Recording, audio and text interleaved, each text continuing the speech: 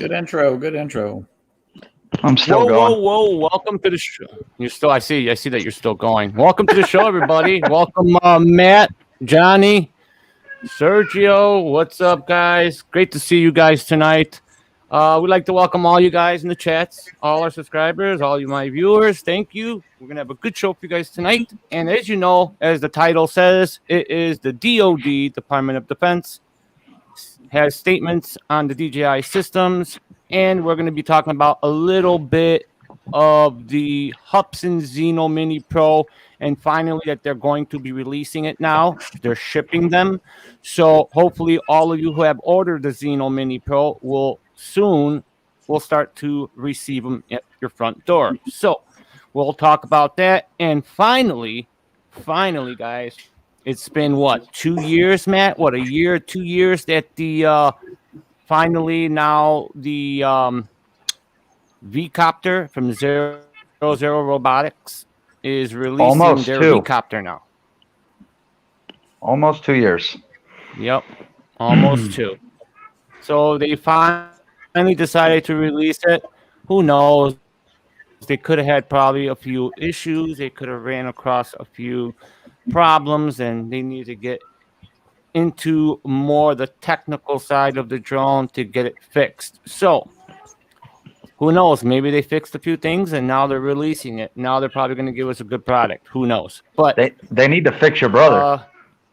We have a surprise for you guys tonight. We don't know if he's doing it on purpose.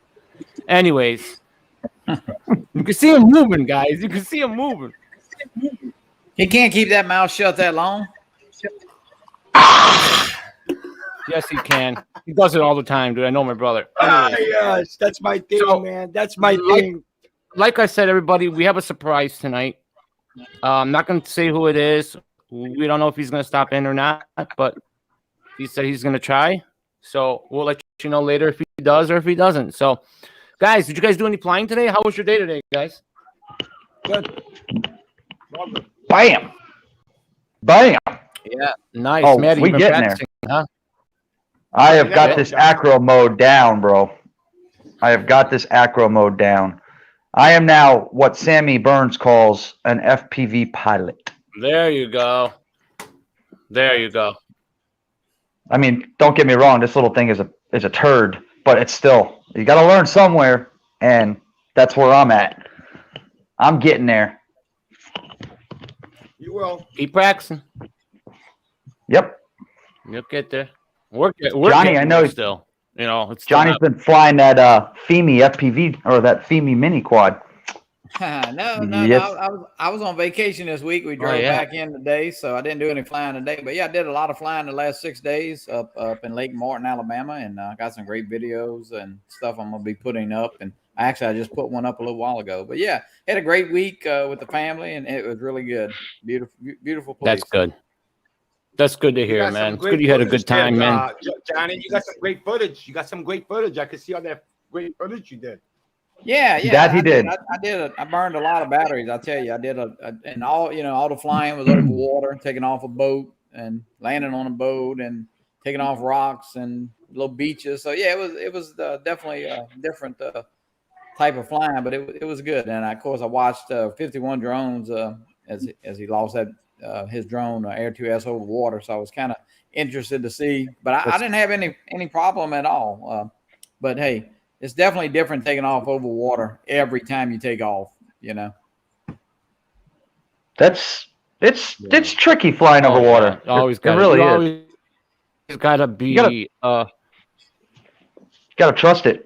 You do, yeah, and I think it's it is a trust thing. You know, you just gotta fly it, I guess, a little bit. Yep. But yeah, it's fun. Had a great week. But yeah, we got a great crowd in, Mikey. Yeah, let's hear some names. Buddy. Let's hear some names, Johnny. Well, I'm starting back here at the bottom. Captain Ray. Look what I got. Look what I got, Johnny, today. I mean, what you got? I got. He's got the cross module. He's got the crossfire module we put in today. I woke up this morning. And I did the replacement for the FR Sky, the XM receiver on Sector 5. I replaced that and put the Crossfire Nano receiver and did all the soldering and everything. And that's going to be in the next video.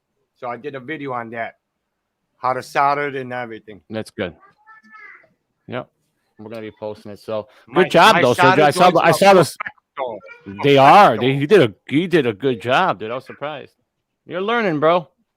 So I think you got a lag though, Serge, because every time we try to talk, or Johnny or me, I think you get like you're delayed a little bit, and then you start. It feels like you're interrupting. Well, know what you do, Sergio? Reset the browser. Is he fine now? Does he look fine? To me, he looks like he's laggy a little bit. Hold on, Sergio. Sign out. Close out and come back in. All right, bye. Johnny, you want to hit up the names in the chat? Yeah, I'm just kind of starting down here at the bottom. Akarasho, TJ's in the house. Doc Murdoch, Didi, Blind Neil, Bob Casey, Jody from Jones Shots, Captain RayKelly, Sam Rose Burns, Leonard Oglesby, JC Flying, Bob Casey, of course, Maddie's in here, Leonard, JSK, Brad Austin, Matt Bagwell, George Fernandez, Doc's in the house, Blind Neil, did I say Chris Wedgeworth, DeMarco's in the house. I don't know if I left anybody out. Didn't mean to if I did. Got a nice crowd in though. Good crew. Always the same people. Lauren Donauer's in the house. Dee Dee's in the house, of course. That's the boss. She's got to be. We also have Joshua Maxwell. You said, I think we saw Joshua Max. I see Chris. Chris from QC guys in the house also too. Yeah, Chris. What's up, Chris? Yeah. So great crowd. There's a great crowd. Crypto man. Yeah. Crypto man. What's Yellow up, my Rose man? Drones. Yes, and Scott Nadeau just joined us too. So. Blind Neil. Cool. Joshua Maxwell. He's that kid I told you guys about at that video, remember? Yeah, I saw he was having trouble, and I reached out to Josh, and I'll be glad to help Josh a little bit with his part 107. So there you go. Yeah, there you go. I told him that I'd read it to him, I'd help him out too, But yeah, Chris, he's a great guy. Chris is in the house. Sunrise Water Media. Yeah. For anybody that doesn't know, Yellow Rose Drones is Lee Bessing. He changed his YouTube name. Oh, okay. To Yellow Rose Drones. So. Oh, really? Yep. Yeah, you guys know Lee. Yeah. Oh wow. Let me fix this chair for a second. Nice. Drone pool just got here. Yeah, great crowd. Drone pool, Dan, good old Dan. What's up? So yeah, good crowd. Welcome in, guys. Thank you for coming in. We appreciate your support, man. Seriously. And so I want to go through a few things with the Department of Defense. As you guys know, they're putting statements out that they're about the DJI systems, right? So what they're saying is that they're claiming that due to threats, right, national security, with the drones. I have an article that I pulled up. I want to show you guys in my email. Let me pull that up. But in the meantime, let's get to that. But right now, I just want to go through this this video from Hubson. While that plays, I'll get this Department of Defense document email, and then let's look at this video from Hubson. So as you guys know, Hubson is finally going to be shipping their Xeno Mini Pros. And there's this video. It's in Chinese, so we'll play it. We'll give you guys a look. So let's jump into it. Here we go. Here's the Hubson Xeno Mini Pro. So let's see. Bill Renane, welcome in. This is finally evidence of I believe this is the very first video that shows all of the accessories that comes with it. It shows the drone up close with the gimbal guard on it, all the sensors, shows everything. Finally. Yeah, so guys, Matt sent me this video. Matt Matty Boy sent me the video, and I mean, up close it looks good, you know. So, Matt, this video was you got this video what this morning? Was it this morning that you got this video? Yeah. Drone Syndrome actually posted it on his channel at early this morning, and then I stuck it on Drone Nation as soon as I saw the video. Right. Okay. Well, there you have it. It's a good one. It is, right? Yeah, I saw it. I mean, yeah. it's pretty good. It's in Chinese, but it's, you know, you can't understand it, but I mean, just look at it. So, I mean, the controller, I don't know. The Xeno 2 controller is not that bad. At least it's not toy. The gimbals aren't as bad as the Xeno 1 controller. It's got its pros and cons. It's a cheaper controller, but you know, it's Hubsan. You know, what'd you expect? Yeah. So should we play it for everybody? You guys want to see it? Let's play it. Yeah. Let her rip. Here we go. 哈勃森 Zeno Mini 系列教学视频。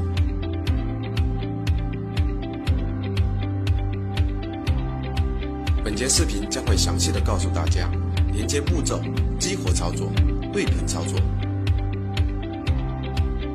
在说明书，产品彩盒扫描二维码即可下载哈勃森 2.0 App， 或打开手机应用市场即可下载安装哈勃森 2.0 App。取出遥控器，下拉支架，在摇杆收纳处取出摇杆，顺时针旋转安装摇杆。展开天线，安装移动设备。短按一次后，长按遥控器电源开关，发出滴的声音，开启遥控器。哈勃森配备了3种接口的连接线，以适应不同类型的移动设备。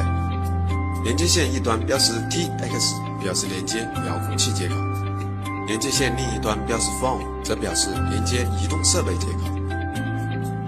选择相应的转接线，连接遥控器一端后，将连接线收纳好，再与移动设备连接。移动设备打开哈勃森 2.0 App， 选择飞行器机型，点击进入设备。当遥控器图标变为中继器图标，表示遥控器与手机设备已连接。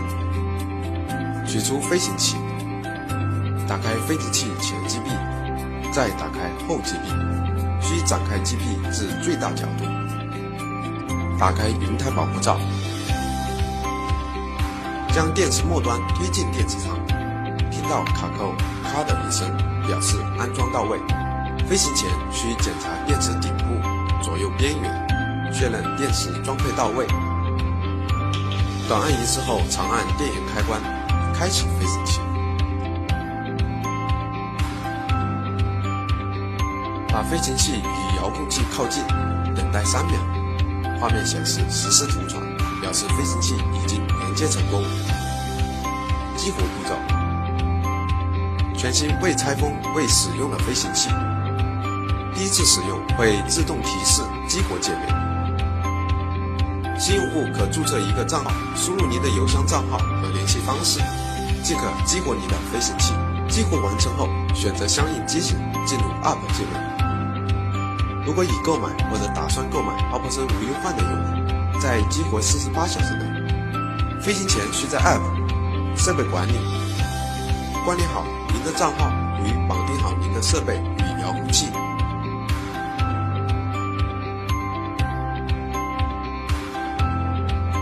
对频操作，如用户更换飞行器或更换遥控器时，首次连接需要手动触发对频模式。遥控器长按 FN 键加录像键。当遥控器显示屏显示 Connecting， 表示进入对频模式。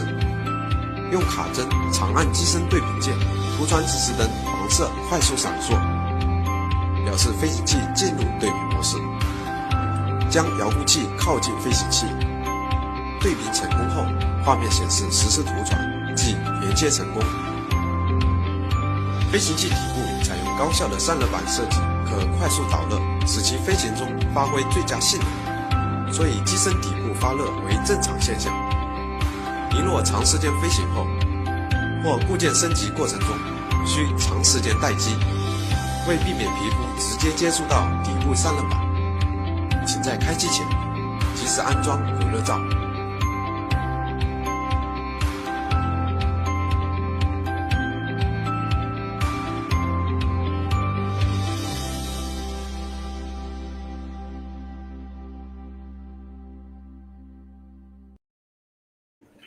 And what all that meant was, hi, this is a Hubsan Xeno Mini Pro. For anybody that didn't know, I understood every word. Did you? Got it. Did anybody notice? Now, Chris, QC guy, swears up and down there's an SD card slot on it. And he might be right.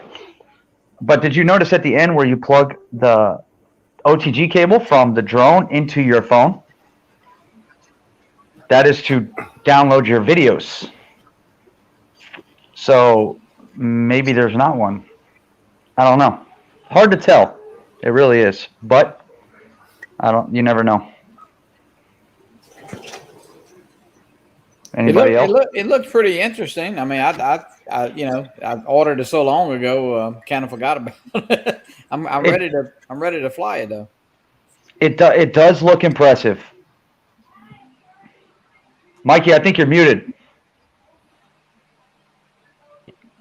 Right, Johnny? Peekaboo. It's like so long ago. It does. But here's. Oh, you're lagging. Your video feed is separated from your audio. Okay, I'm okay now. I think it's my brother's, not mine. No, it's not you, Serge. Mikey, your video and your audio are off. But right. Matty, you ordered that drone Hold with on, built-in. All right, SD, listen, I'll come right back in. Let me. I don't think it has a card slot myself. If I mean, it wouldn't have. Well, I mean, it's possible, I guess. I don't know, because I ordered a 64, and I think you could order 64 or 128 was the only two options. Well, what I don't understand is if it has an SD card slot, then why offer so much internal storage? Do you understand what I'm saying? Yeah, if it has an SD card slot, then why put 164 gigs on the drone at all? Yeah, I don't know. I mean, why two choices? Just either do it either one or the other. Because I don't know. I know it's a little bit more money for more storage, but yeah, it's kind of weird. But hey, the drone does look. I like the way it looks, and it did hover a long time at the on the little event that they did. So we'll see. Yeah, I mean, it does show it. It does show what looks to be an SD card slot on the drone itself over the bind switch. Yeah, and Ron Brown's in the chat. Ron said he was surprised to see it. Yeah, absolutely surprised if why did they give you an option if they did have it? Doc says that the Autel has internal storage as well as an SD card slot, and so does my Air 2S, but only 8 gigs, not 64, not 126. I mean, they didn't go above and beyond to put a shit ton of storage on a drone that you can put an SD card slot into. Yeah, it doesn't make if you got 128, you wouldn't need any more. I mean, but I guess it'd be great to have your videos right there to take out, on that card. Right. I don't know. We'll see. I don't know. But now if you guys look at the bottom case that they've added on the bottom now, like that protective case on the bottom, that plastic. It looks like a heat think sink. about that. Yeah, but think about it. That's adding more weight now. On top of it. Well, that may have been on the drone already. We just didn't see a better visual of the bottom. Oh, okay. I thought it was something separate that they just added underneath now. Yeah, it might have been because when he opened it. It might have been. We didn't see it when he first took it out. Oh, and speaking of surprises, guys, he's here. He's here. The surprise is here. He's arrived. This is the perfect guy to talk about the DoD situation. There you go. What a better time. What a better time. Timing is perfect. Look at that. And we were just about to show this article, right? But here he is, guys. Okay. Matt, he is your father. Me? Oh, no. Welcome to the Come to the dock side. dock. Here, I'll even have my little beta FPV do the bow. How about that? Yes, you gotta paint it black though. What's happening, Chris? How you doing, buddy? Doing good tonight, guys. It's good to see you, There man. you go. Welcome to the Yeah, dock. I'm so far so good. No phone calls. So No phone calls. You on duty? You on duty tonight? yeah, Doc? I'm on call right now. Oh, Chris. So Hey, thanks. yes, sir. So they can call me out anytime. So far so good. I hear you. Maybe it'll be quiet tonight. That's what I'm hoping. I've had enough excitement for this That's week. awesome. Hey, we appreciate you coming in. Oh, not a problem, guys. Not a problem. I needed the break. I've been working on cars all week, so Yeah, man. So, how you been flying a lot, Doc? You've been No. putting any flying? Doc, No, I've been busy. Hey, Serge. Yeah. You're a busy man. You're a busy man, my man. Yes, I have been very busy. So We got to get this man a shirt. I gotta come Can you up. hear me, Doc? I gotta come up with a way to put that "come to the dock side" on a shirt, and I haven't figured out how to do it right because I want it to look just a certain way, and the one thing I want to put on it is this. I love that drone. In the front of it, So I've just got to figure out how to get it to look right. Yeah, So, right? Yeah. That would look badass. Oh yeah, yeah. With the bright yellow contrasted. Oh yeah, yeah. That's the idea. So we'll see how it all goes. We'll see. I'm still working on it. We'll get you a logo design there, Doc. Yeah, I think I'm going to get with Chris, Sunrise Water Media, see if we can figure something out. There you go. Chris can do that. Right. He can Yeah, handle that. he's perfect at that stuff. Yep. He can come up with crazy designs. I mean, Yep. he might trade you. He might trade you that artwork for that drone, but Yeah, he might. That drone ain't going nowhere. No, no, that is a one-off. But I do have another canopy. Oh goodness, I just lost his name. One of the guys out in California that I fly with when I go to California, he had his original canopy that I saw him fly as a 5-inch, and the frame had got broke, but he still had the canopy. So when I went out flying out there in California with them all, he gave me the canopy. So I've got a second canopy now. So I got to watch that drone's first flight. oh yeah, And actually, I was the one that I don't know if that camera footage came out well at all because I it suck at actually cameras. came out pretty decent. Yep. I had a handheld, one of his Sony cameras, and I was trying to record it as it was flying, and I couldn't keep up with the son of a bitch. It was moving. Surprisingly, it only weighs. It's a 7-inch, and it only weighs 100 grams more than my 5-inch. That's crazy, man. 100 grams. Same batteries, almost the same motors, other than the KV, and man, the thing's just a ripper. So it's a lot of fun, guys. Definitely a lot of fun. It's one of a kind, that is for sure. I'm sure we'll see that as Spinup, right? Oh, absolutely. That's coming to Spinup, plus a couple other ones, right, that I haven't shared yet. Yeah, he says he has a surprise for us, for all of us at Spinup. Yeah, I'm excited. Yes. Yep. I'm gonna break Maddie's mind. So. You broke it with that Excalibur drone, so I can only imagine what the hell you're gonna do next. Oh yeah, it's gonna be good. So I got 3 things I'm working on. So one of them I've shared before is I've been trying to figure out how to take either a GoPro output and be able to get it streamed down as a downlink, an HD downlink, and be able to live stream it while I'm flying and live stream that GoPro footage.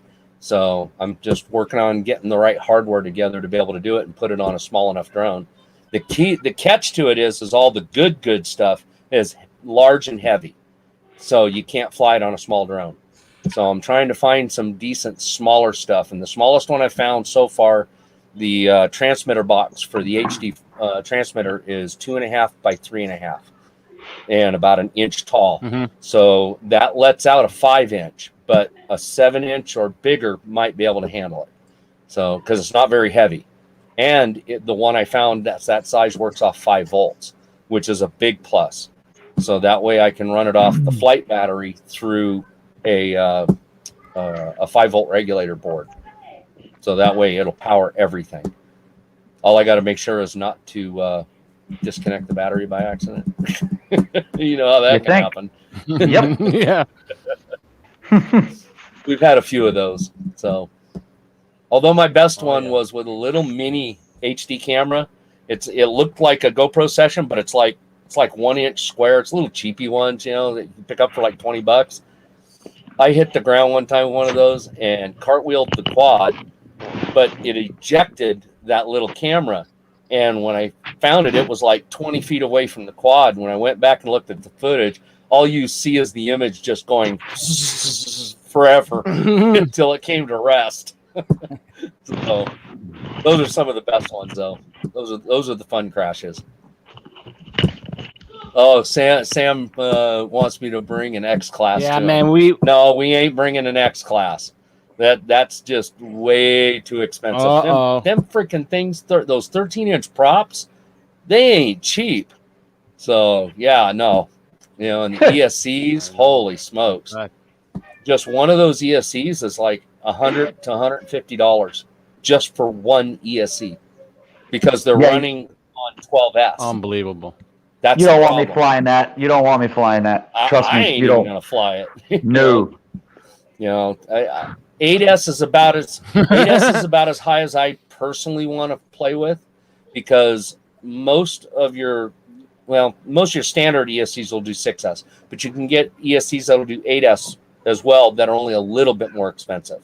They're like about $25 to $35-ish, $40 each, as opposed to $100 or $200 each, you know, for the X class.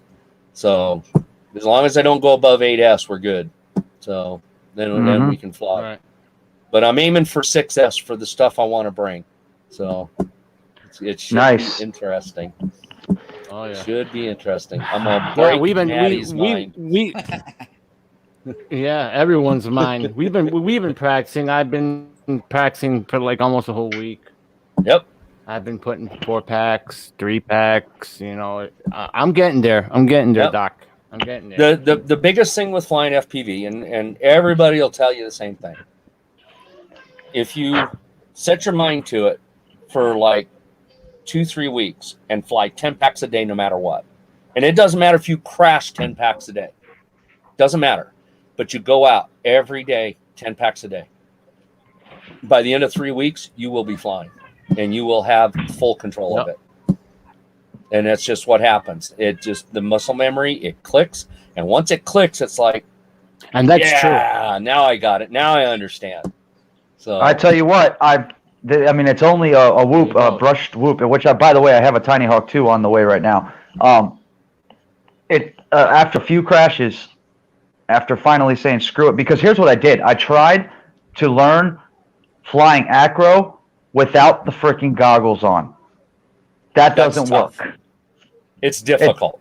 Oh my goodness, I couldn't figure it out. So I went outside. But it's difficult.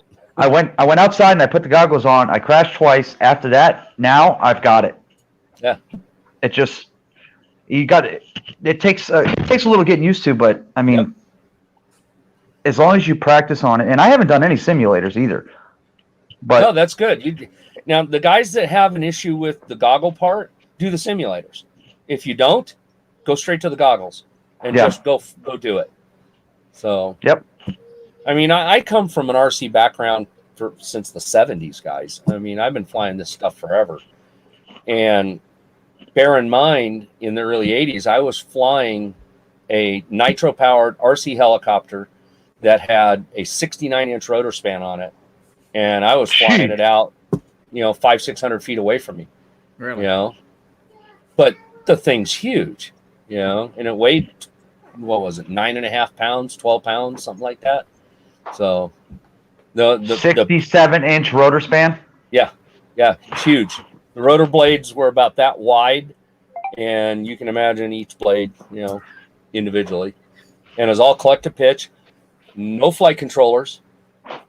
The only thing I had to help with stabilization is I had an early gyro system in it that helped keep the tail reasonably controllable, but everything else was all manual. It was all what you call acro, and that's it. You just flew it. You learned how to handle it. So, and let me tell you, I had a few spectacular crashes. And I can only those are imagine. okay. When you crash a helicopter that weighs 9.5 pounds, it's not a matter of just going over there and putting a new set of blades on it. It's pick the pieces. Yeah, it's pick the pieces up, take it home, and literally disassemble the whole thing, and then go down to the hobby shop and order about $150 worth of hardware. I mean, main shafts, blade shafts, bearings, blade holders, bull gears, you name it, man. It would just strip and tear all kinds of stuff up. So, Yep. And that's the plus man. side to flying, the quads we fly today. They are so flippin' durable that even if you really tear one up, what are you going to break? A prop, maybe a motor bell, maybe an arm. And that's it. And that's always, those are all maybes. It's not, this is what you're going to break. No, it's a maybe. I mean, I've beat the living tar out of some of my quads. I got one up here that I've had for 3 years that half of it's wood because I broke all the carbon on it, but it still flies. So it's fun. I mean, just getting creative. Johnny, you need to get on that that Beta FPV, man. Throw that puppy in acro and just roll with it. Yes, sir. Just go. Yeah. It's the only way it's going to happen is by doing it. That's what it's meant to crash.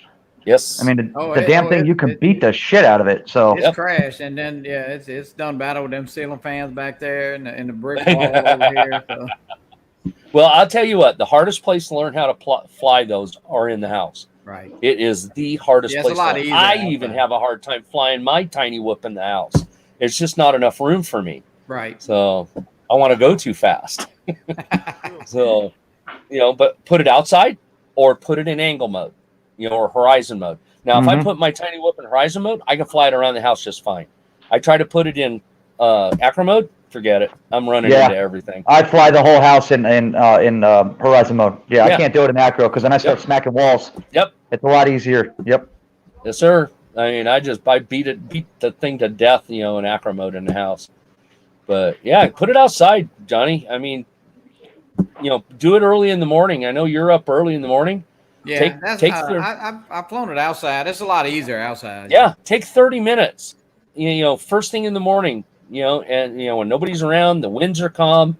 That's the best time to fly the little ones outside, was when the winds are calm. And just have at it. So have at it. It's a lot of fun. You know what? I find myself now when I go outside, because I smoke cigarettes and I'm always outside, and I usually bring a quad with me every time I go out.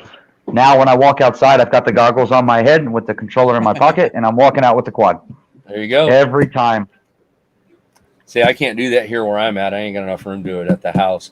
So soon enough, though, I'll have a little more room. Yeah. So where'd Mikey go? He's doing something. He's fixing something. Oh, because we were supposed to talk about that DOD, the Department of Defense thing. Yeah. Which is kind of odd. What's your take on that, Chris? What do you? Because I don't know. They're weird going subject. they're going back and forth on that. Originally they did the DOD thing with DJI and put them on that blacklist and the whole thing, and then they took them off the list, and then it's all politics, guys. That's all it is. That's all it is. Politics. Yeah, So, because I was told, when I was reading up on it, it showed that it was the Pentagon that made the decision to let it go and said that they weren't an issue to the government. And then Department of Defense turns around and says, whoa, wait a minute. You screw off. You're completely wrong. And DOD is the one that stuck them on the enemy list. And it's just, I think it's all bullshit. All of it. Yeah, go figure. I mean, it's all going to come out in the wash at some point, Yeah, it is. The plus side to all of it, and there is a plus side to this, if they keep them on this kind of list where DJI isn't going to be able to do the things with the government, blah, blah, blah, it's going to force other companies to step up and produce better stuff. The problem with it is that it's going to be enterprise level. It's not going to be consumer grade. That's the bad side to it. So, I mean, think about it. If Hudson, Eachine, oh goodness, Autel's doing really good, but a couple of the other smaller companies that are doing lesser grade drones, if they would just one notch higher, man, they could really take a bite out of DJI. And it's not that big of a step. It's just the little things. I mean, when you think about it, all the hubs and stuff, think about how many issues the original hubs and Xeno had, with just holding altitude, holding position, toilet bowling. Doc, do you think Autel would be the one to step up in that niche or a Parrot? Well, I don't know if Autel will. I mean, they've already got a commercial drone out. They got the 6K and the 8K. I think if they come out with anything more, it'll be a mini, and I'm crossing my fingers for that one. Because I'll buy their mini, especially if it comes out with the same controller. Oh yeah, I'll get that one. Well, we have Randall, we have the CEO Wednesday on the Fly for Fun show, so that's a question that definitely I know Dobo asked him it's been about a month now, maybe when he first became CEO. So we're not gonna. I don't want to hound him about new drones, but I think they do need some more inventory in their drones. They really don't offer. Think about it. Okay, there's a difference between having multiple models you can sell to multiple people, right, versus making two damn good ones. Quality. They put out a mini that is as good a quality as their 6K, and now it doesn't have to have all the sensors. Remember, it's just got when it comes up, it's got a hold position, and when you tell it to go, it goes, and when you tell it to come back, it comes back. If it does that, that's good enough, because then it's on the pilot to make the video. It's not the machine doing the work. And I think that they all. I mean, Dobo asked him that question about the mini, and of course he didn't deny it or confirm it. But I mean, they got to have something, coming out there. And that. Yeah, I mean, they've been talking about it for a bit. So if you watch back at that, when Dobo asked him that question, his very first response was, "Well, what the customer wants, the customer will get," and that's exactly what he said. And then they jumped off the conversation. That's why I said in the chat when we were talking about that was we all need to go. We want a mini. We want a mini. I think that's an absolutely great conversation you should have with him on the Fly for Fun show Wednesday night. Absolutely. Because in his position, he is one young, talented, and very down-to-earth CEO of such a huge company. Oh, yeah. Absolutely. And he is so forthcoming with answers. Hi, granddaughter. Say hi. Hi. Say hi to the camera. She's so pretty. This is little Chloe. So. Chloe. She's saying, he's a smart man, Johnny. And if I were you, I would ask him and Ray. Oh yeah. I would do it. We want to. I just want to know, and I think that he'll. He may even have some news. It's been a little bit now, and I think it takes him a while to get his feet in that new company. So and I think Autel could easily step up and fill a niche. Mm-hmm. I think that's the point about it. See, if these companies would just pick, say, two sizes of drones, a mini and a full size one, right, and go, we're going to make these the best, and then make them the best. Well, now you got significant competition to DJI, and it's that simple. Because DJI opted to go with 3 sizes, and that's not counting the Phantom. Okay, you got the mini, you got the Air, the Air size, and then you've got the Mavic Pro, size. So they went with 3 sizes. But honestly, if you got 2 sizes, a mini and a full size, and they both do what they are, what you tout them to do, what more do you need? Not on the consumer level, you don't need anything. That's exactly what you need. And just like with DJI people like me, the Mini 2 and my Air 2S, that is all I need camera-wise. That is it. That's right. Yeah, I would agree, Matty. Those 2 drones, I know they talking about the Mavic 3 and all of that, but I'll tell you what, the Mini 2 and the Air 2S, you would never have a problem at all with those 2 drones. Right. And that's the point with the Autel, with the Autel 6K. Holy smacks. That thing's got an amazing camera on it. Right. And then if they would just put a good 4K camera on a mini, you're done. Yeah. You're done. I mean, what more do you need? I mean, I hardly ever even shoot in the 4K on that Autel. I usually shoot in 1080. Right. And it's more for file size and storage, but also when I go out and fly it, now mind you, we bought that for my wife. My wife loves that thing. That's who it was supposed to be for when you bought it in Florida. I remember that. Yeah, it is. It's my wife's. I mean, I've got her all set up with a tripod and everything to screw the Lifthor, tablet holder and all that onto. I mean, she loves that thing. Yep. When I fly it, I don't even put a tablet or a phone on it because I send it. And I go out and I fly from the screen in the controller. Yeah, because you have that option. Right, because I don't use any of the automated functions. I go out and fly it and take the shot I want. And then when I'm done, I fly it back. That is nice that controller has that option to go into that FPV screen. Very nice. Absolutely. I'll tell you what, that Autel Smart Controller looks freaking impressive.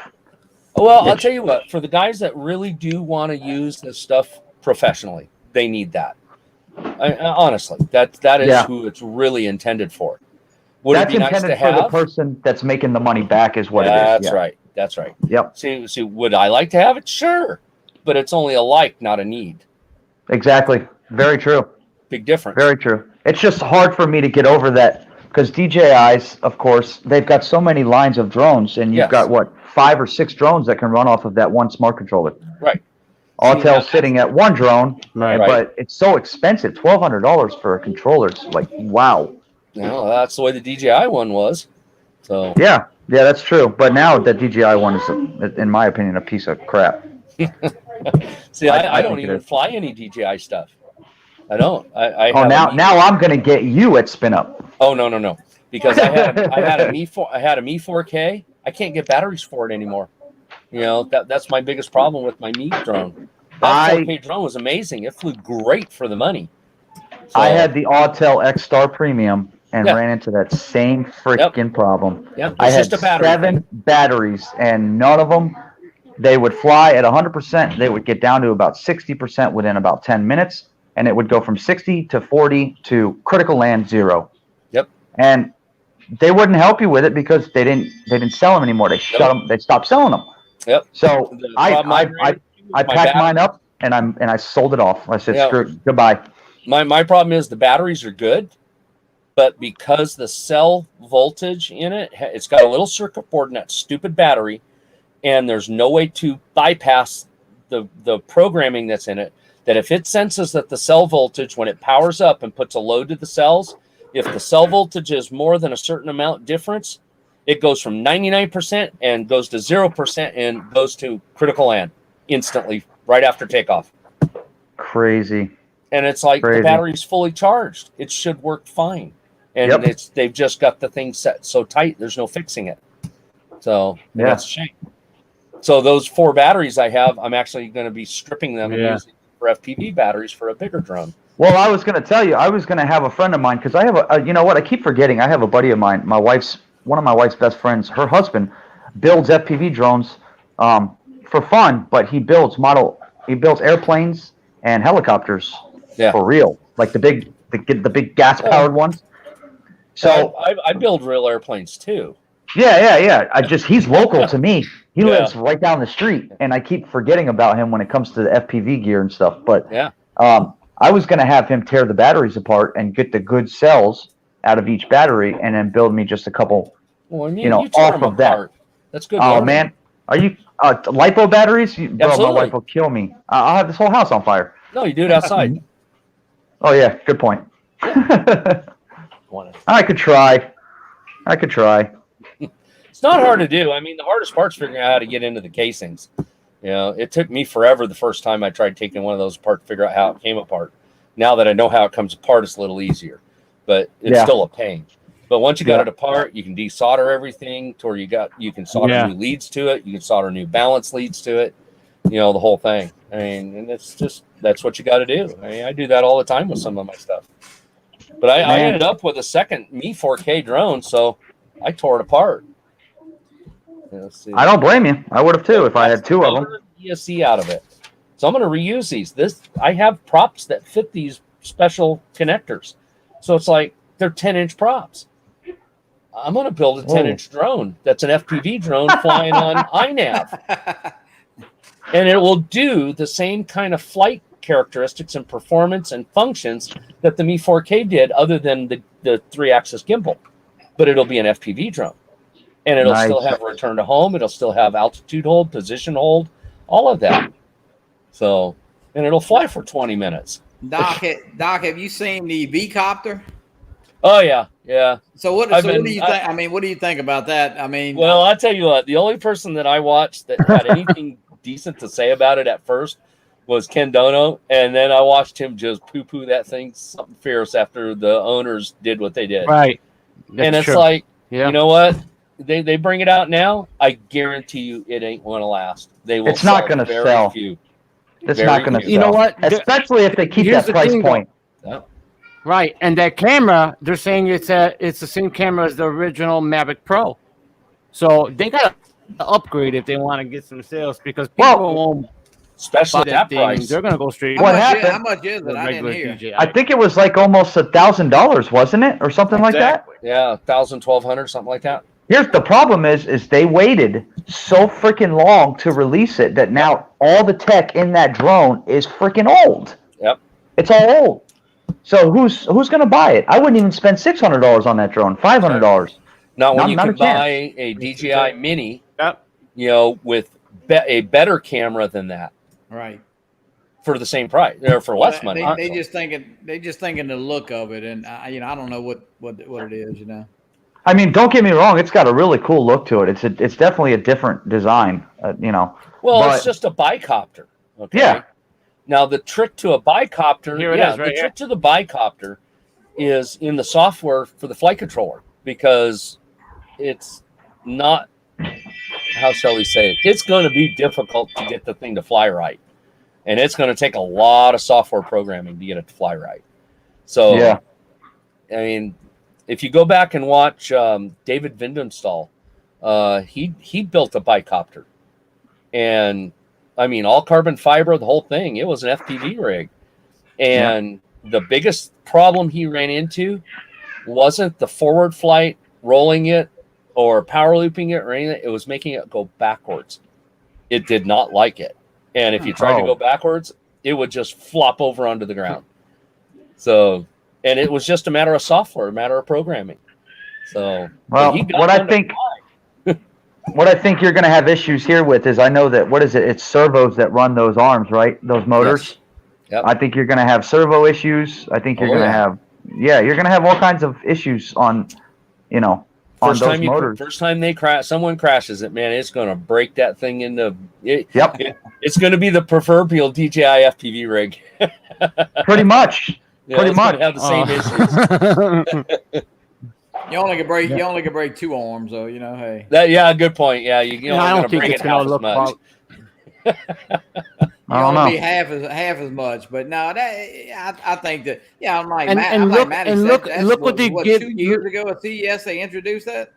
Oh yeah, it was at least 2 years ago. Or at least they had it flying in a cage, as they said. You know, I think Marcus was there at CES, and I know Billy and them was there, Kyle, and let me just say hi to AZ Drone Dude, David, and Xavier from Drone X Factor just popped in. Hey, David. Say what's up, guys. Chad B is in the house too. Xavier, Chad B, what's up, guys? And David, I haven't smoked one of those cigars yet. I'm saving them. That's what he was talking about when he said he sent you a package. You got some cigars. Yep, he sent me some cigars. I haven't smoked one yet. I've got them sitting in a nice cool spot, you know, waiting for just the right time. I've just been super busy. They got some peyote in that stuff. Yeah, they might have some peyote in there, huh? Out in New Mexico, they got some peyote. Peyote. Interesting. Oh goodness! I'll tell you what. Look what I did to my my Beta FPV controller. There you go. I ended up putting an external antenna on it, bro. I just got fiddly. You modified it, Good. Now you got to build an antenna. That's awesome. Yeah, well, that's where you come into play. I'm not building anything. You are. Oh well, I got a few of those floating around. You know. Yeah, you are the antenna master, bro. Let's see. Wait. Hey guys, I have a question. Hold on Sure. 1 second. I have a question. What's up? What? I knew it. Sergio has a question. I bet you it's got something to do with the TBS. Watch. Yeah, but I don't hear anything. I told you. All I his hear- audio's lagging again. Sergio, we can't hear Yep. Who keeps muting me? That's got to be your brother. We ain't got no control over that one. you. Let me tell Hey, you. I have. Not I just me. put in the TBS Crossfire, the micro, and I installed the Nano. Right? Yeah. So I got everything binded. Everything is binded and everything. I did the firmware. The firmware update. Okay. But when I did that on the TBS Agent X, it says it's already been binded. It's already been, the firmware has been updated. So what I did was I connected the flight controller to the beta flight, and I adjust everything where the receiver is with the S-Bus. I change it to Crossfire. Right. And I have the UART1 turned on. I save, reboot, and the problem is when I went to the receiver mode, the sticks, when it's binded, it's not moving. Okay. Right. Maybe it's not on UART1 then. Yeah. Check a different UART. They're not moving. They're not moving, Doc. Yeah, they're not moving in the in bars that, on the receiver tab aren't moving. Yeah. You got. I told you to check, Sergio, Yeah. to see if it's on UART. Check a different UART. On UART, check your UART. Remember where the wires went. Because you might have put it on UART3 or UART2 or 4. I've had to move mine around just because of setting stuff up. So Yeah, check a different UART, Yep. Serge. After the show, we'll do it. I'll All right, I'll cool. call you. Thank you, Doc. I really oh, not a appreciate problem, guys. It depends. But yeah, here's some of the antennas I've been working on. Yeah, we'll figure it out. That's These are probably my something 5.8 easy. gigahertz panel antennas. But These are my patch antennas. In fact, I can probably give you a Yeah, better view of it. Those here. are cool as hell. I'm gonna need a couple of them. There ooh, we go. Wow, Doc. So you see how Patch thin that antenna. is. Well, see, I've got the Ishin the 800D goggles coming, Yeah. and those Are you gonna sell take those? You gonna start selling an them? antenna. Well, all the commercial antennas, you got to remember, when you build a commercial antenna, they have to make compromises. And the compromise they have to make is in the quality control side. Because if you go to make an antenna that is super good, super accurate, you aren't going to be able to mass produce it. It's that simple. True. So you have to compromise, all right, in the quality control side. So what usually happens is they pick a frequency to cut all the elements to.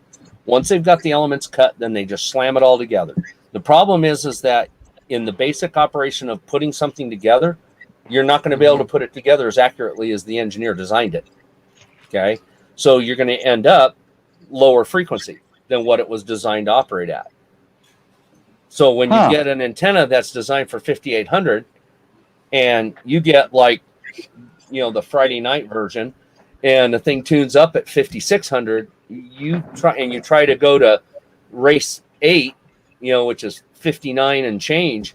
Well, guess what? The antenna is 3 megahertz out of tune, and you ain't going to get no range. That's and it's that interesting. simple. So what technical. I do is I do all the numbers for my antennas for 5900. Okay. And then the process of putting it together and getting it all soldered up and all that, I know I'm not going to get it exactly right. So it ends up tuning up around 58 to 5850. Wow. That puts it right in the center of you the learn a FPV lot, man. band instead of the bottom end. Yeah. That's how you do it. So you just have to take the little extra time, to figure it out. And a lot of people don't. A lot of companies don't. So. Well, I would say that I'd like to learn it, but I'd rather just depend on you to make it and then send it to me. Well, we could do that, but come on, Maddie. This is all part of the fun. I know it. I'm just not. I've never been much of a tinkerer when it comes to stuff like that. But Doc better pull a trailer to Spinup. Hand me all those. Oh, he'll need one. Dude, I'm very seriously thinking about getting a small box trailer to bring stuff. Just to make it easier for me. You know, because usually I end up with like 3 or 4 trunks. There you go. You know, in the back of a car, plus Right. my flight bags, plus my quads. So, you know, I'll show you some of the other ones that I do. Yep. Hang on, let me have that one, and let me have that one. Careful. There we go. Okay. See, like, here's some of the other ones. Here, let me do this, so that way you guys can see. This is how I make them by hand. So wow. these are the elements. Wow. Okay. And then this one, this is a helical. Okay. Now this one has a special little element right there on the edge. I see it. Yeah. That's a wave trap, and that's what actually matches the impedance, because this antenna typically wants to match up around 80 ohms. With doing that matching stub there, that little wave trap, it drops the ohms down to 50, which is what your antennas and your radio equipment want to use. So, and that's how you do that. And then I got this one. This one I built. I wonder if I can. Oh, it is. Okay, let me do this. This is a crosshair. Okay. Now you have to cover it because the elements are so flippin' fragile, but it does work. It's just really fragile. Okay, come on off there. There we go. Okay. Oh, that's Look so at that. cool that he makes that, man. Look how tiny those. There we go. Look how tiny those elements are. Looks like Wow. my hair, Doc. Yeah. It looks like my hair. It is. I'm telling you, the matter of fact. Let me give me a sec. It's thin. I can tell you how fine it is. Hold on. It's actually Johnny. brass wire Right. that I was able to get. It's 20 thousandths.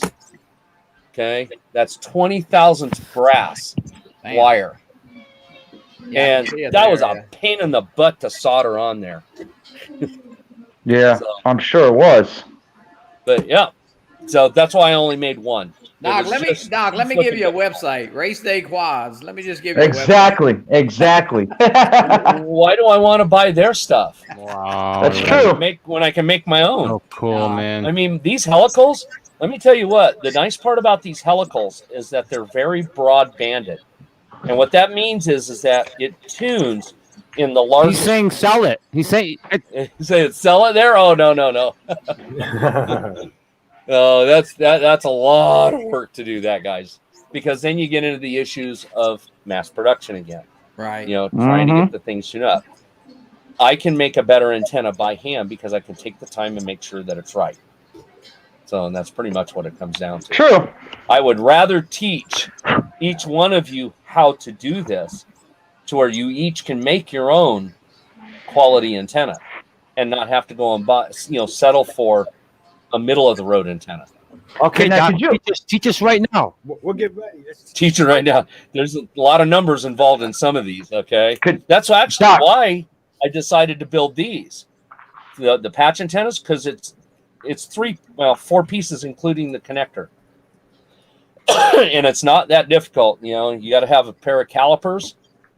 The dial calipers. Where's my digital ones? I got my digital ones hiding here somewhere. Maddie, But you need to learn all this, so that way you could just do it, send it to me.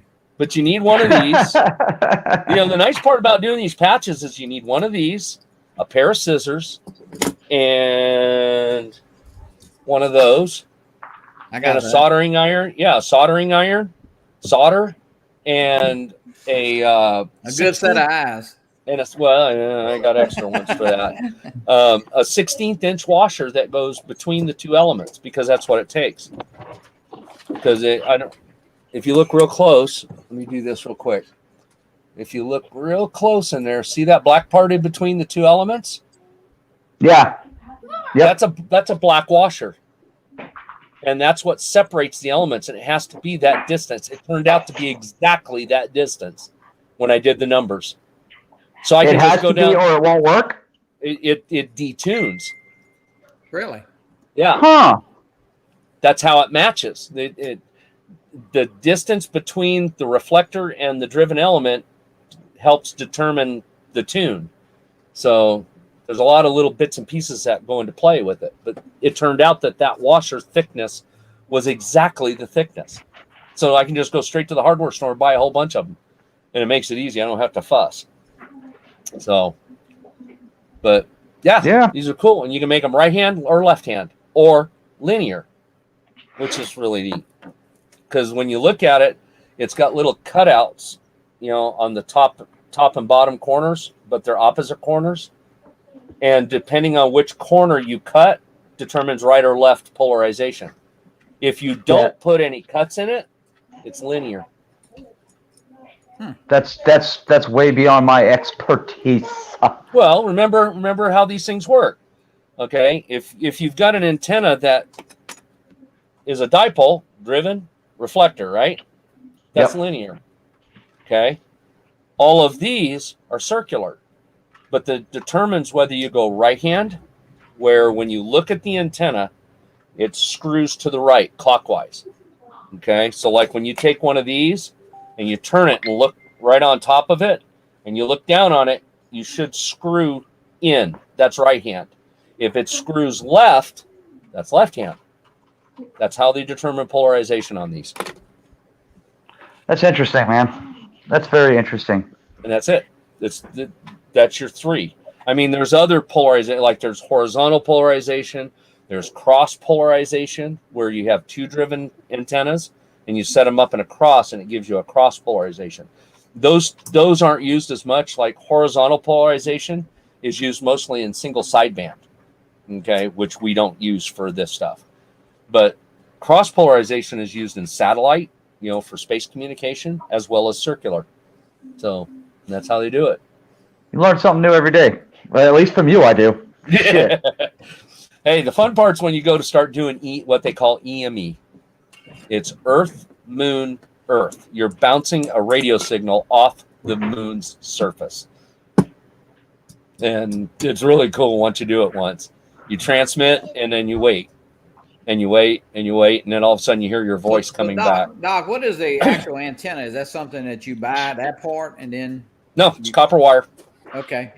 The wire I use, for the helicals, is just a soft copper wire because it makes it easy to bend to roll. Okay. When I go to make these, the wire that I actually use is I get the cheap RG75 coax for television, coax. Right. And then I strip it, and I strip everything down to the center conductor.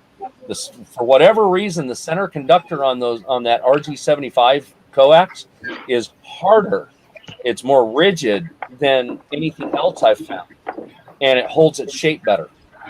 But I have, welding wire, but welding wire is a steel wire that's copper clad.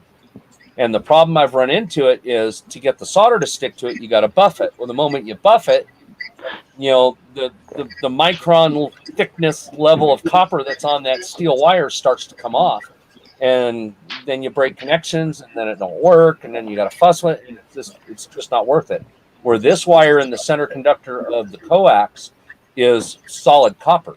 It's just a different mix for it being a little more rigid. Right.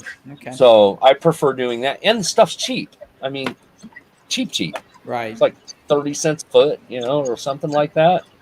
And then I just spend hours just stripping, 20, 30 feet of it. So I got wire.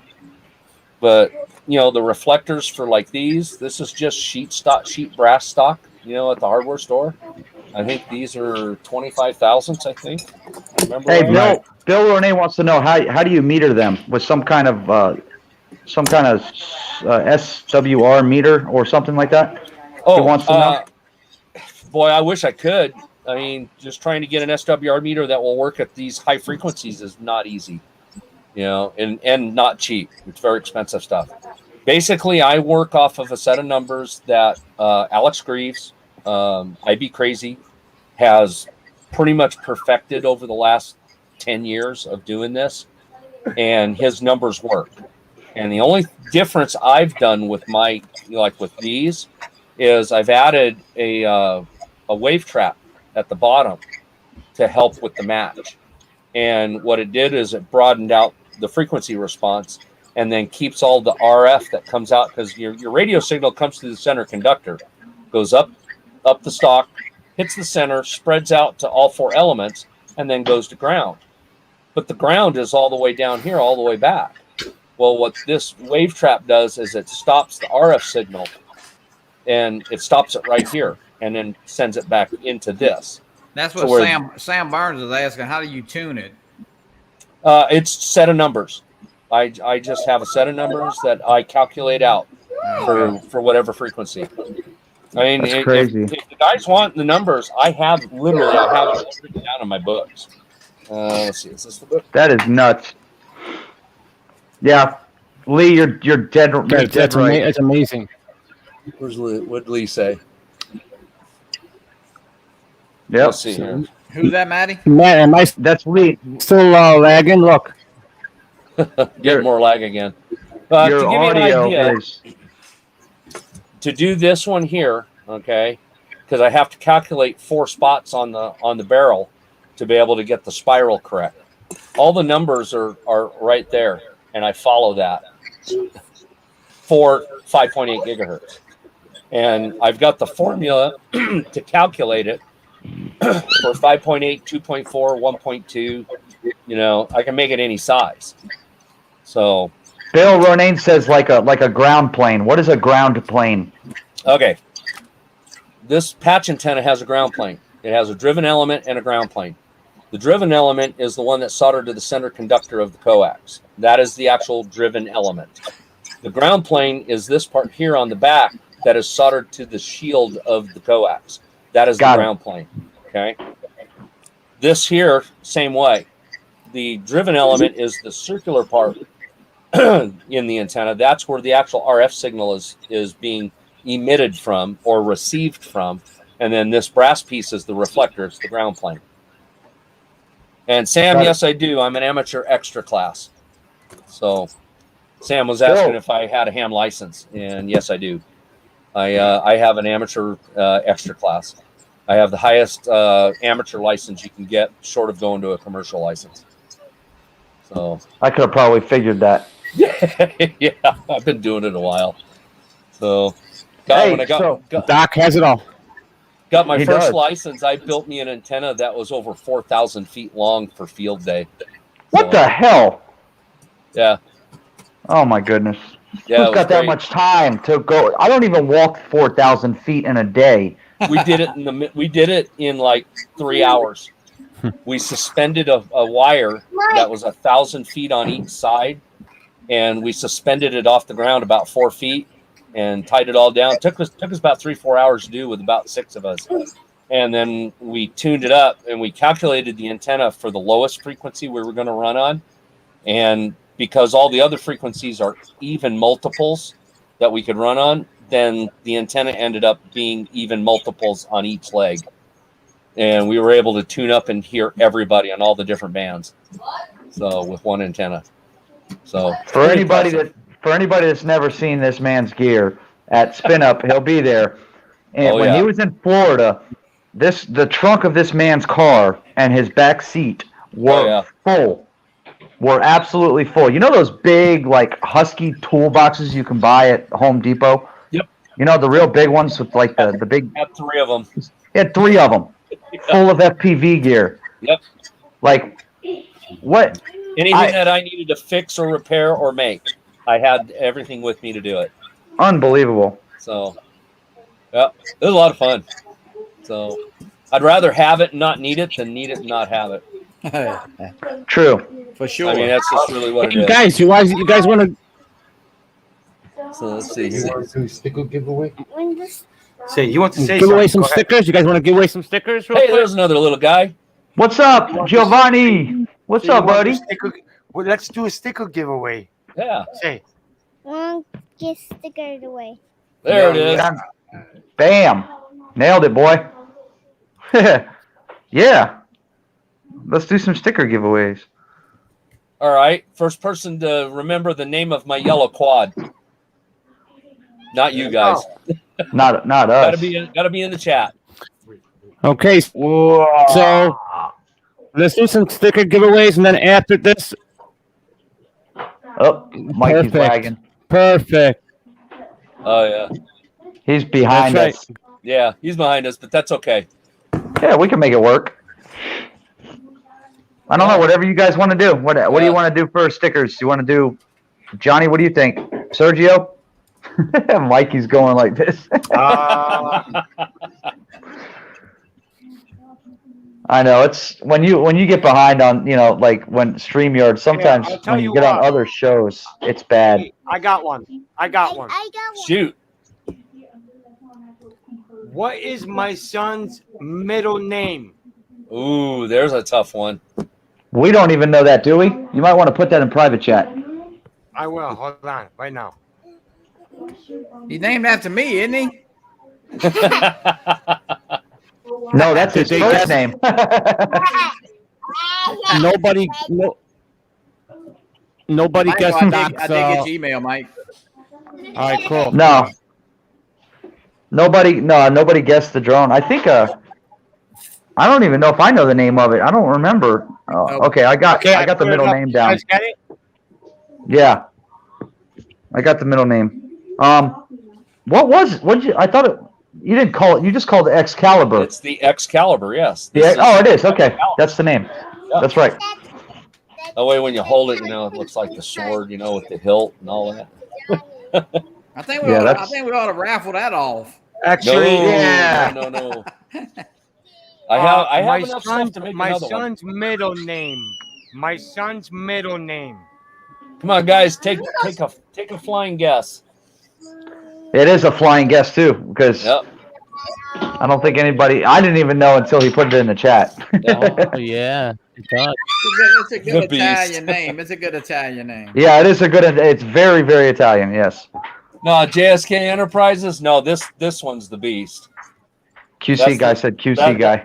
That's the DRL practice rig, guys. Look at that monster. This freaking thing's a tank. What is that? A 7? Is that a 7?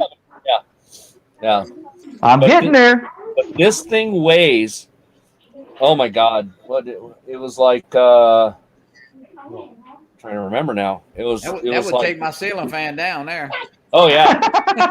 That could be your ceiling fan. I'll tell you what. I took this to Colorado with me. We were camping out there here, a month and a half ago, and my Excalibur flew great, and my 5-inch flew great.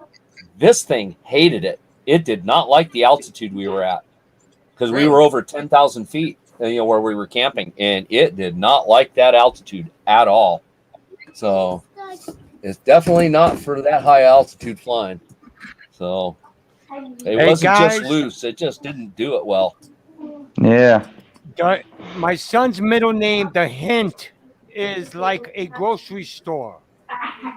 That's like a grocery store. That's a new hint for me. Well, you guys up in the north. You guys up in the north. Albertsons.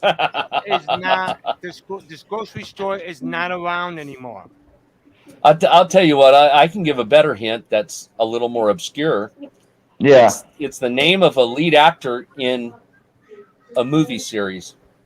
His name in the movie series. The yes. name in the movie series. Yes. There you go. Yep. Good point. That makes it easier, kind of. Hopefully. It is. Good. No, it's not Kroger, guys. Oh goodness. That was good, Akihiro. This might take a while, so we might actually have to tell them the movie series. No, that would give it away. Yeah, go ahead. It's gonna take a while. Let's just say they're making, what is it, number 8 or 9 now? Number 9. Number 9 is coming out, so there's your hint. Yes. Yeah. No, Bill, it's not Wawa. Give it a break. Wawa. I love Wawa. I love Wawa. So, Mark, Chris, Toys R Us. I tell you. Oh, that's funny. Piggly Wiggly. Oh my God. Okay, his middle name is not Fast and Furious. I mean, ay. I love this crowd. I love this group. Yeah, it's not the movie series. There we go. Bill got it. Bill got it. Bill Ronayne got it. Yay. Where? Dominic. Bill Ronayne. Bill Ronayne. Yeah, got it. oh. All right, you want to do numbers or something? It's usually a lot easier. That's up to you guys. Yeah. Though. I don't really care. Yeah. It's up to you. Yeah, let's do numbers. All right, let's let I don't care. Do numbers. We got a lot of stickers to give away, so I don't care. Doc, go ahead and throw a number in the chats, bud. Ooh, we can do that. All right. Well, Let's go. What's your range? Let's go 1. What do you think? Between 1 and 100? Yeah, that'll work. Got it. That'll work. There you go, guys. Go ahead. Let's see. All right, kids, start running. Oh, I got to keep up. And stop. Matt Bagwell already got it. Look at that. Matt Bagwell. There you go. Good guess. Matt Bagwell, 77. Got a sticker coming. Good stuff, Matty. Or Matt. Get a pen and I'm paper and Matty. write this. That's right. You're Matty. Yep. Okay, That's you can stop guessing, guys. All right. Yep. Let me get a pen and paper and write these Houston names Crit- down and their addresses. 77 Sunset Strip. QC, yeah, 445. Yeah, that's multiples of 77, right? That's a good guess, Chris. That is a good guess. Matt Bagwell. We call him Bags. Bagzz. That's his nickname. That keeps us separated from each other. Yeah. Yeah, man. Well, how we feel, you got everybody in the chats. You guys know. Go ahead, Mike. Oh, nice, Lee. Lee Bessing's wife, Yellow Rose Drones, passed her extra class ham radio license after about a year. So, yeah, he says he's got an extra wife, but only one. I'm lagging in his crap. Put that up there. You guys go ahead and talk. Hey, it's okay. It happened. Hey, who got the number? Hey, Mikey, just go ahead and Matt get on your Bagwell. phone. Chris got it too, but Chris, make sure you're in live chat, not top chat, just in case. Yeah. That happens to me a lot, bro. I'll start guessing numbers and it'll look like I nailed it first, and then I'll realize I was in freaking top chat. Oh yeah. Yeah, it happens a lot. Yeah. To a lot of people. A lot of people do that. Who got the number? The question is, why does it start off? Why does it start you in top chat when you go on YouTube and not? What? I don't understand why they do that. I don't know. That one never. I could never understand that. Come on, Chris. No sour props there. You got the number, right? Well, he did, but he got it second. Yeah. Matt Bagwell got it first. Are you in live chat too, Sergio? You got to be in live chat for that. Yeah, could I just scroll back just to double check? And yeah, Matt Bagwell got it first. Look, Bill Renane throws. He's so goofy. Just a couple seconds later, Chris got it. Chris said, "I'm jumping off the cliff now, guys." Hey, leave your drones behind. Except for the Xeno, take it with you. It'll kind of soften your landing. Yeah. Grab two of them. That way you can kind of control the descent. Oh, guys. Sammy, 3 more guys. There you go. Travel Tech 360. Robbie is in the chat, and Sammy's actually heading out. Yeah, we'll see you later, Sam. Have a good night. Robbie, welcome in. Robbie. Night, Sam. Too fun. Sam Rose hitting the hot tub. Oh, I'm sure. Hot tub. Oh, shoot, man. It's getting close to midnight for Maddie. Yeah, it's 11 o'clock. Yep. It's not too bad. Actually, we're running a little longer tonight, but I like it. I don't mind it. Like me and Bill Ronane. I don't know if you, Doc. Have I seen you in Bill's chats before? Yeah, I think. I've been on Bill's a couple. We get on there and we just bullshit for hours. Well, that's the thing. That's the thing with Bill's is that it was something that we talked about when I was on there with him. That's right. You came up with that name. Talk, okay, it's just no specific thing. You get on there, you relax, bring a couple people in that want to come in, sit and chat, and just have a good chat with everybody. And the chat that doesn't want to be on live, You know, you go back and forth with whatever it is, you know, because every day is different. So that's the nice part about Hangar Talk. It can be anything. Oh, I like that, Mikey. I like how you put that up there like that. Looks good. Right. Yeah. I like that. Yeah, Bill actually gets a couple people. We got for the first time. We get Bob Casey was on last time, which he never goes live.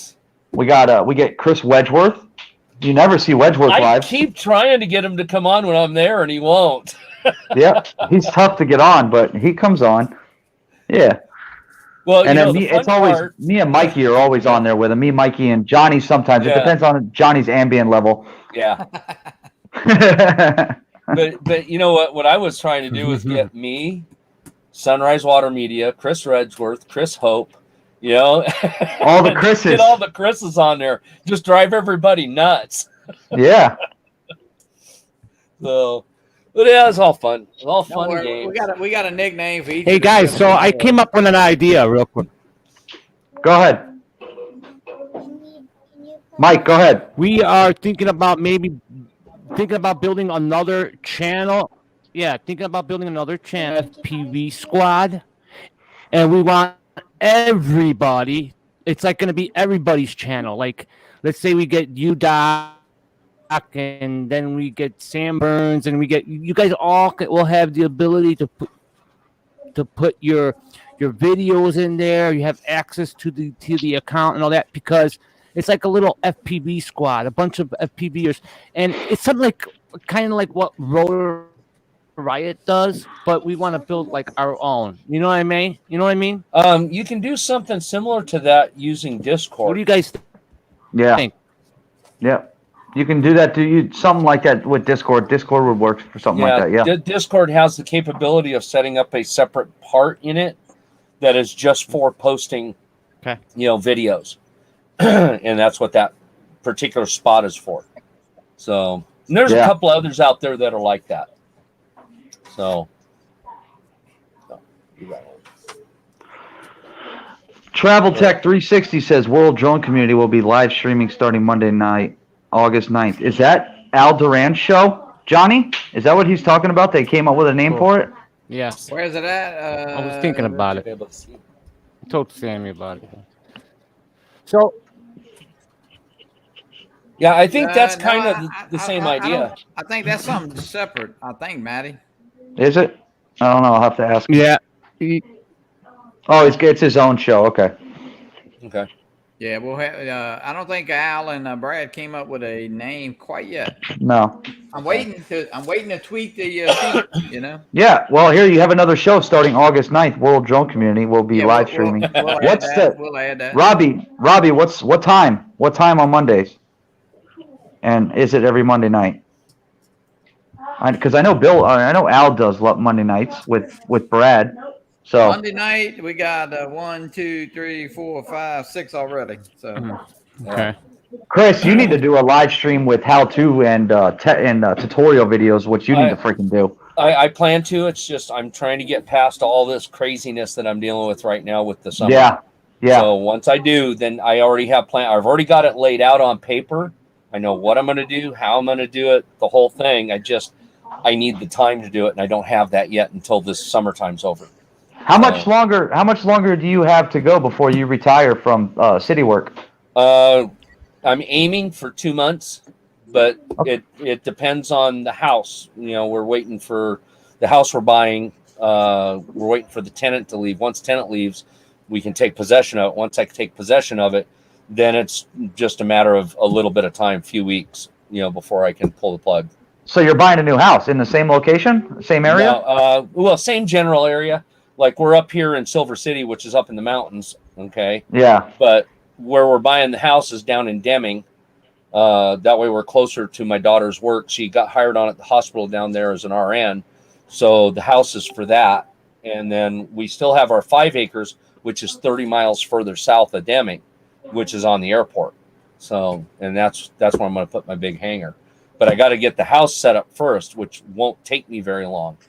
So that's why I need once we got the house, I got about a month and a half worth of work I got to do to get the house ready. And then I can pull the plug, move down there and be done. So then I'll have time. kind of. It's just like anything else. I'm always building something, but yeah, I got to get a garage built once we're in the house. So, because the garage is where I'll have all my stuff. So I'll have all of this, all the camera stuff, all the drone stuff, have all my tools, everything, and I'll be able to do everything from that shop. So nice, which is really cool because I'll be able to actually do shop cameras in the shop showing bigger things, that I'm doing. So, Doc, do you have your reservations for Spinup? I mean, are you staying where are you staying at for Spinup? We're probably going to stay in New Braunfels over at the Motel 6 over there because we know we can always get rooms there, and it's not that far away. Oh, okay, and gotcha. They're really nice over there. We've had really good luck with those people. So, not to mention, but I like getting Buckies. Nice. We got 3 more stickers, 4 more stickers to give away, guys. This time, let's give away 2. All right. Good night, Chris. QC guys heading out. Chris, take care, buddy. Good night, man. And Chad B left also. Chad. Yep. Even if I didn't understand, Doc. Maddie, Mike wants to show. I'm gonna share this the Department of Defense thing. Let's see if I can get it up here.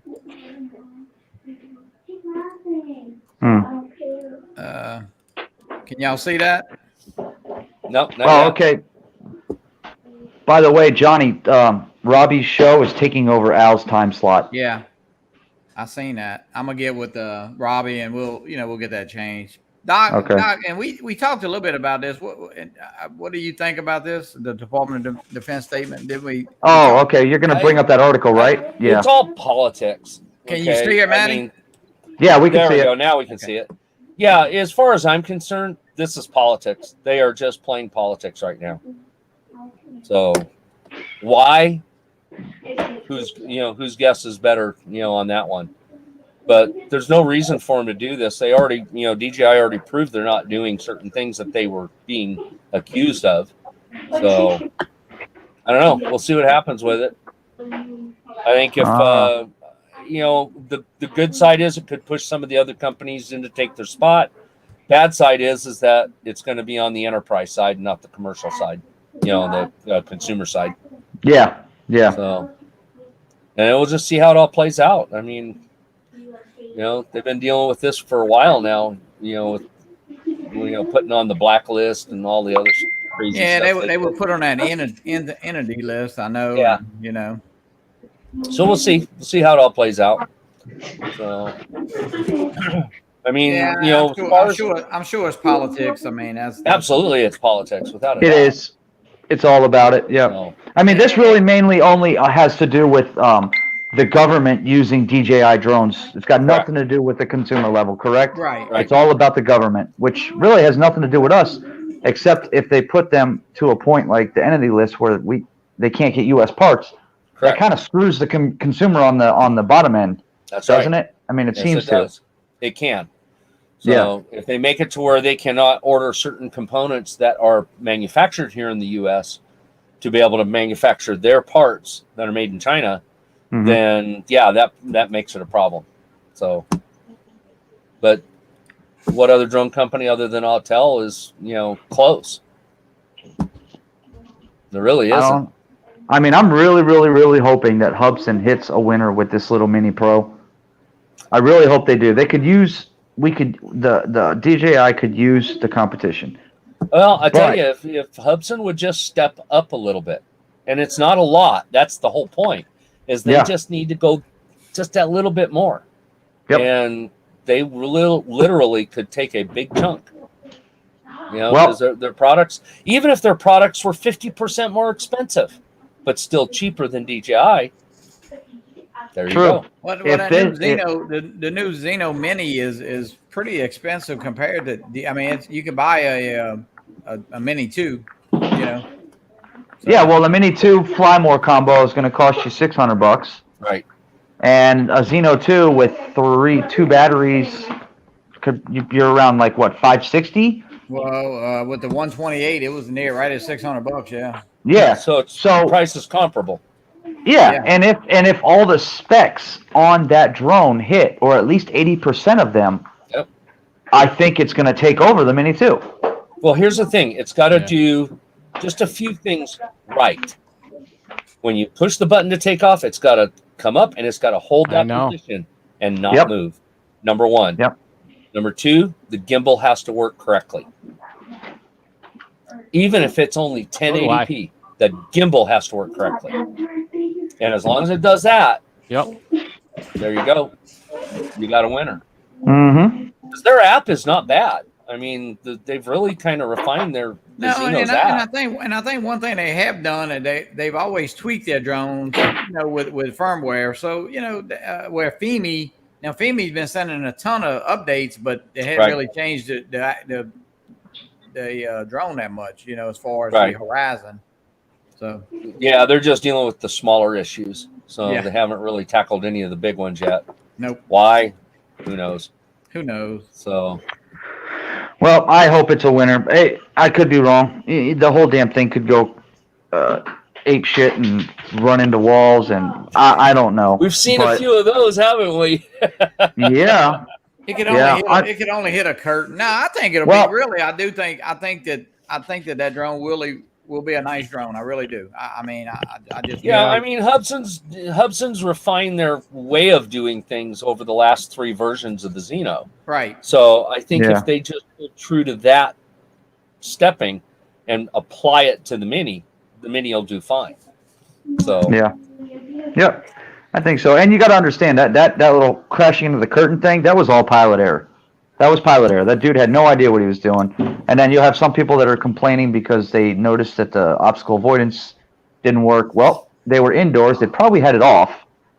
And you could tell the pilot ran it into the curtain. So that cannot justify the drone. Everybody's justifying it by calling it a piece of shit. Yeah. You don't know that until you fly it. So you got absolutely, and you got to personally fly it too. Some people they may get that most early and never fly it again with updates. So you got to give it a chance, guys. Yeah, you do, and a lot of people will. They make. I mean, I hate to say this in front of you, Doc, but the DJI FPV drone, it's got its place. That's right. It has its place. It does. I don't argue that.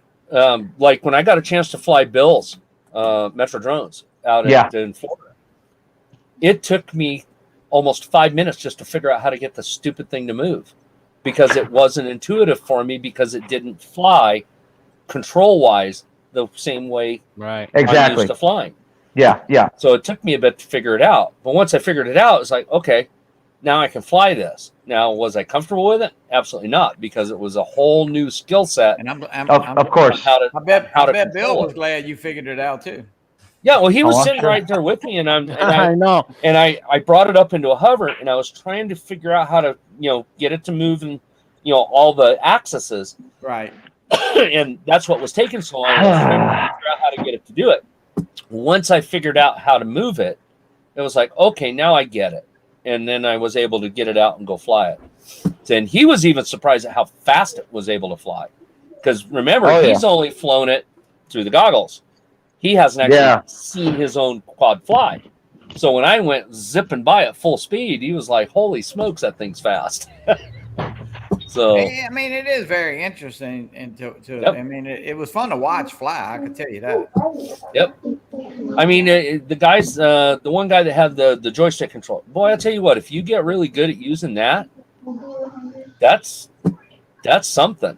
You can put that quad in some really interesting positions. Yeah. Just as good as a regular FPV pilot could. The catch is, it just won't crash as good if you do clip something.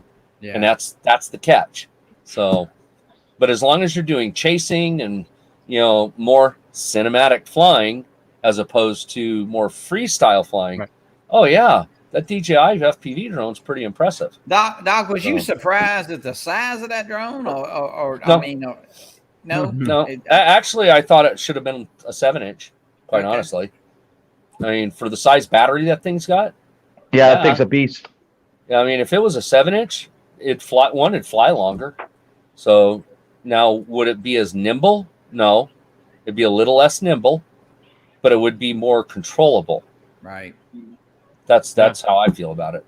So that's why I like the 7-inch. I mean, my 5-inch, I have a blast with it. And but doggone this light 7-inch, this thing flipping moves, and it turns on a dime. Yeah, which is really neat. So I can get it in spots where I might have a little hard time with my 5-inch, or even the DRL rig. The DRL rig weighs almost twice what this thing does.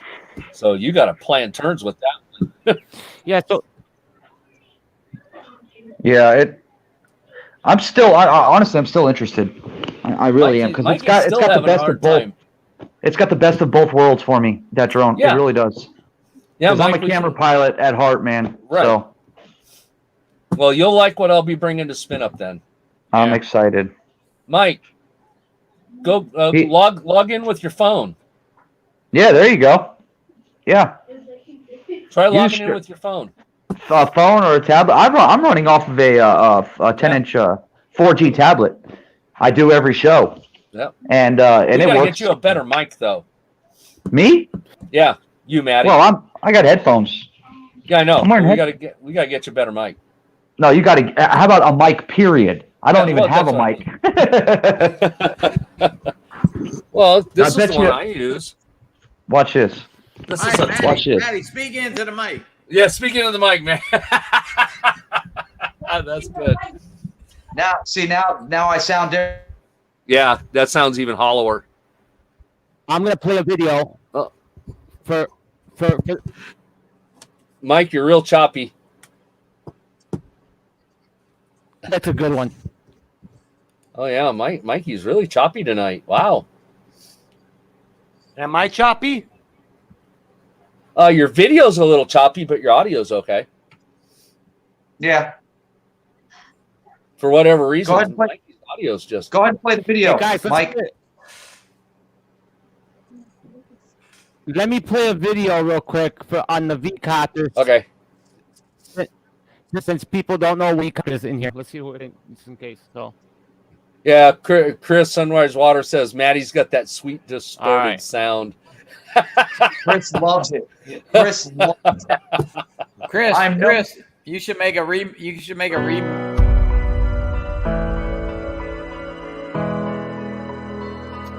Should we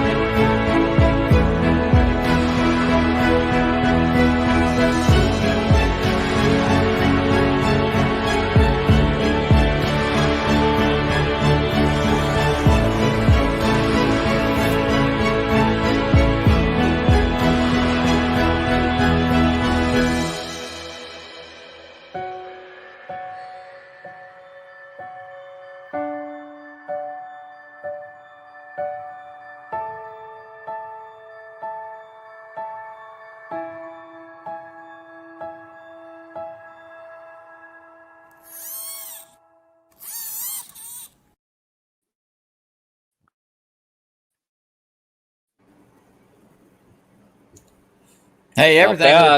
Hey guys, 15-minute flight time. Seriously. Well, I'll tell you what. 15-minute flight time. So let's think about this. And you see how it's the specs are different than. Well, put it in perspective, right? How long does a Phantom 4 Pro fly for? 20 minutes. 25 if you're lucky, right? Yeah. Okay. How about a Mavic Pro? 18 to 20 minutes. 18. Yeah. How about the minis? 28 if you're lucky. 30.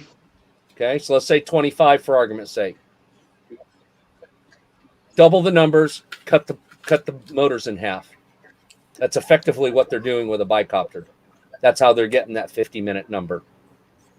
With 4 motors with the same size battery, it's only going to fly for 20 to 25 minutes. Got it. That's no different than any of the other quads. That's also why tricopters are so much fun, because a tricopter, even though they have a servo back there, to control the torque, they're running on 3 motors instead of 4, which means they get more flight time. Or you run a smaller battery because you don't need a bigger battery. I'll tell you what, 50 minutes in the air would be like, wow, you'd be ready to come down from that. Well, the thing is, you can do it with a fixed wing that way. Yeah. I mean, you put up a fixed wing. All right, to give you an example, we used to fly 4 and 5 foot wingspan, aircraft on 10-inch props. Okay, so you build a lightweight 4 or 5 inch wingspan aircraft with 1 motor, with the same battery that would fly a quadcopter for less. Well, here, this is a good example. This motor right here, this motor ESC combo with the prop that this came with 4 motors, would fly for about 20 to 25 minutes on a 4S 5100 milliamp LiPo battery. So if I take 1 motor with a 10-inch prop in a fixed wing with the same battery, I now get almost 4 times the flight time. Yeah. So I get almost 80 minutes of flight time at half throttle ish. So when is this VCopter? When is it coming out? I mean, when is it? All they did was show a box showing that it was available to be shipped. They never gave a time, a date, nothing. All they showed was a box. So, I mean, who knows? Well, I mean, they've had over 2 years. They've had over 2 years to put the sumbitch in the box. Well, yeah, exactly. I mean, that's what everybody's looking at, going, yeah, this is just another, show, rather than put up or shut up. So will they show that thing at CES again? Maybe. And like Matty said, I mean, maybe because they could have tweaked the technology in it, but I mean, if they got something that they built 2 years ago, the technology is changing so fast, If they unless they change the camera on that drone, useless. It really is. For the money, yeah. Yeah, for the money, people aren't going to buy it. Nope. Unless you put a 5.4K or even a 4K 60, because it only runs at 4K 30. It's got the old Mavic Pro camera on, is what it's got. So yeah, I wouldn't waste my time or money on it. It is different and it's cool for a GPS drone, camera drone, but not for that money. It's not. So, but I don't know. Who am I? Anyways. Well, guys, Mike? I don't know. Mike, is he still? Oh, his audio's gone again. Yeah. Matty, I don't know. Do you have anything else, Matty? No, man. I think we're good. I think it was a great show tonight. I know Mike and Serge had issues with their video and all, but it happens, bro. That's the internet. Yes, it does. That's the internet. It is. But gotta love the internet. Yeah, man. No, it was a good show, and Doc, thank you for coming on. Not a problem. It was good for me to do this tonight. I know you've been busy. All right, guys. Let's see. Yep. Doc, if you're not doing nothing Wednesday, try to watch our show. Because yeah, I'm still here. You know what? I'm gonna try to. I'll let you know. I'll let you know, Johnny. So. Yeah. All right, man. Mike. Yeah, Mike, your audio is just completely out of whack tonight. Yeah. Yeah, you know what? You got to revert to cue cards.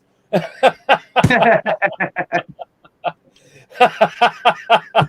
there you go. It happens. Yeah, it happens. It does. It does. It's also fun to watch it happen to Ken Heron on his show, though, because he turns bright colors. And Doc, thank you for coming in. It happens to everybody. You bet, Mike. You bet. Yeah, it is. Yeah. Johnny, are you able to close it down from there, or Mikey got to do it? He's got to do it. Yeah. Oh. Yeah, right, guys.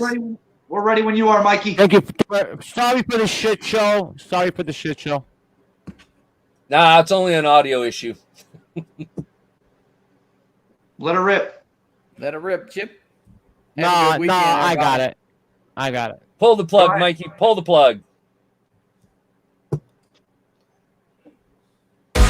right, take care, everybody.